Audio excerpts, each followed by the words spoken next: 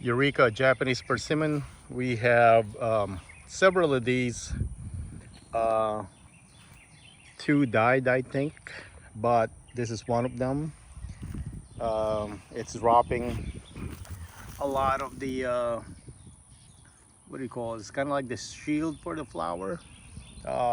They don't drop a lot of fruit after I think it's been in ground for quite a bit now, maybe 4 years or 3 years.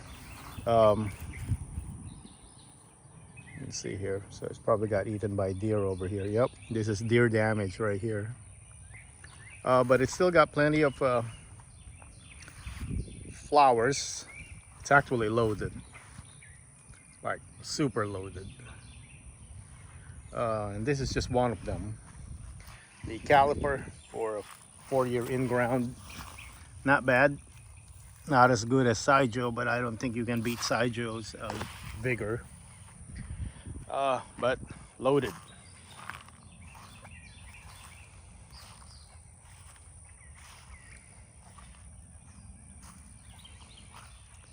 All right, so these are clearance Japanese persimmon I bought at Bobwell's before they moved to Mineola. They were still in Lindale at that point. And they were $10, and they're just like dead sticks. So it was a gamble, and they're marked as Eureka. So I don't know if that's accurate. Not an expert on the varieties, not enough to tell based on fruit, but I'll be more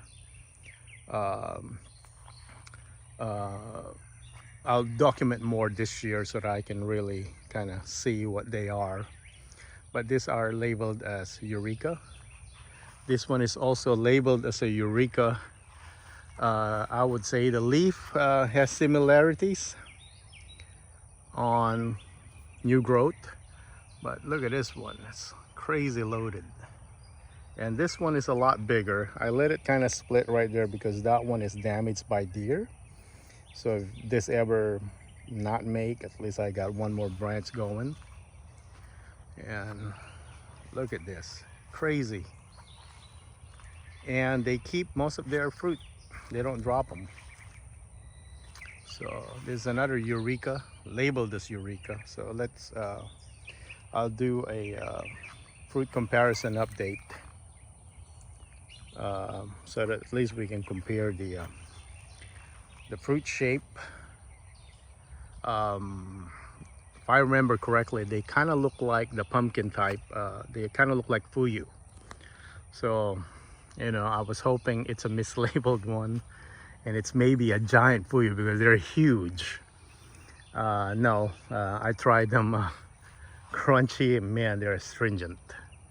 So Eureka is another astringent, so you have to wait until it's fully ripe before you can enjoy them, or you can dry them. Okay, so that's Eureka number 2. This is the first one we look at.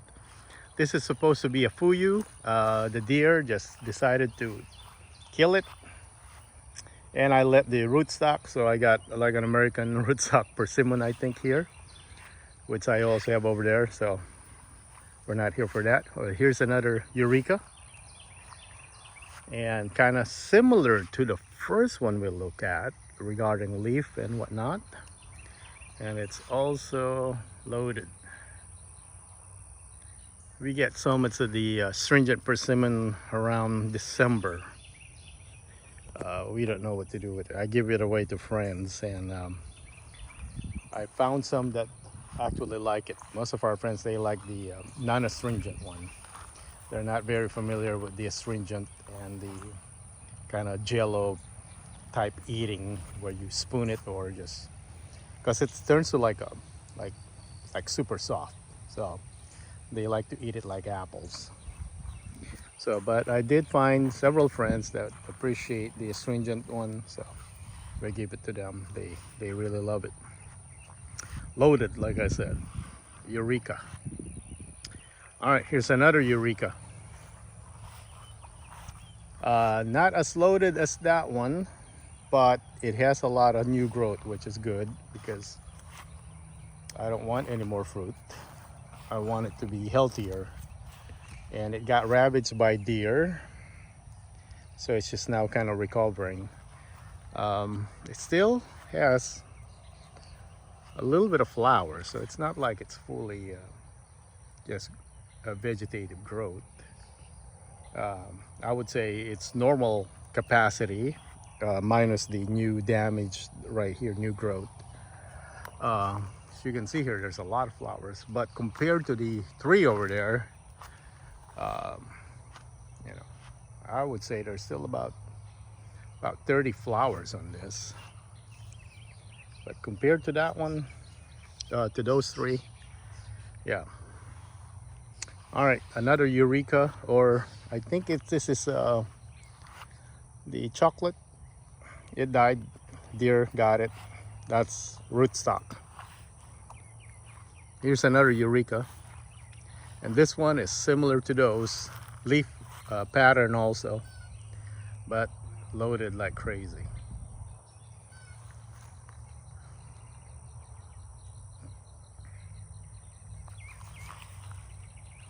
Deer don't damage a whole lot of the fruit because they'll take a bite on one and it's astringent and then they go blah.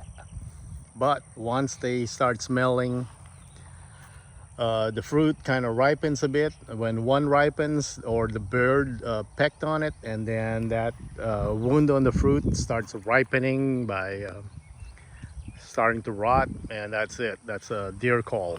So I will most likely dry all these things because I still have plenty of astringent up front, which are not damaged by deer since they're closer to the house. I have 3 Jujubes, and they produce this acorn type, this size. So in order for me to get anything out of this fruit before the deer ravages them, I will try and dry them. So soon I'll read more on it, but I think as soon as you get a little bit of color, while they're still super hard, like they look like fuyu crunchiness, you peel them and you air dry them by hanging them. So that's probably what I'll do with this.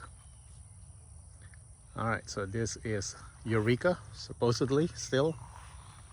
And the last one got damaged also, got killed just last year. It was still growing. I let it coexist with the rootstock because I know it's kind of dying.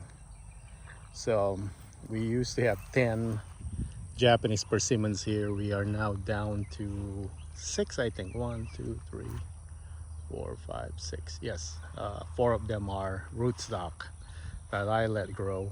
So, and I will probably graft on this, but I've seen some YouTube videos where they wait for these things to be as high as 6 feet so that you start grafting there, so that when the variety you want, it's high, you get a little bit of deer protection.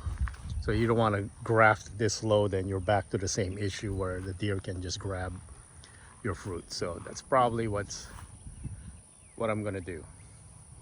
All right, so Eureka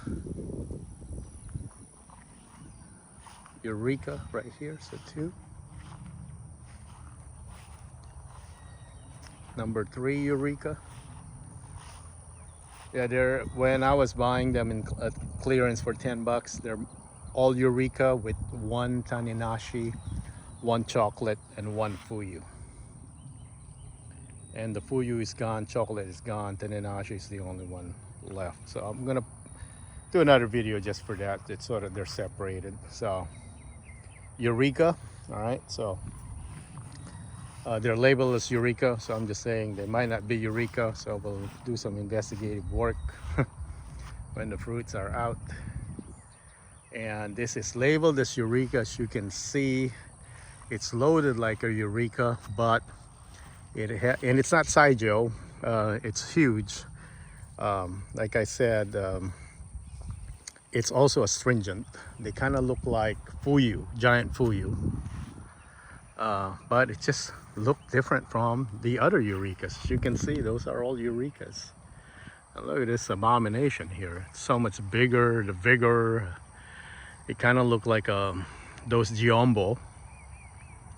And kind of took off. This is the Tanenashi. So I don't know if it's a real Eureka. So I'll compare the fruit shape and all that. I'll document it better because last year it was just so hot. I was like, didn't feel like doing anything here. So hopefully it's we can identify this. Same height. Could be different special soil over here or nutrients flowing here. But it kind of took off. It's a lot bigger. It has the same production though. Insane amount of flowers. I bet you there's baby fruit already. Yeah, right there. They're taking out the... Alright, so I'll probably maybe wait a month, come back here, and then, hey Lolo, come back here and take a look at the fruits, what remained, so on and so forth. So yep, it looked different. This one is a little bit bigger than the rest, but at least those 1, 2, 3, 4 Eurekas, they all kind of look the same. So anyway, on to the next video.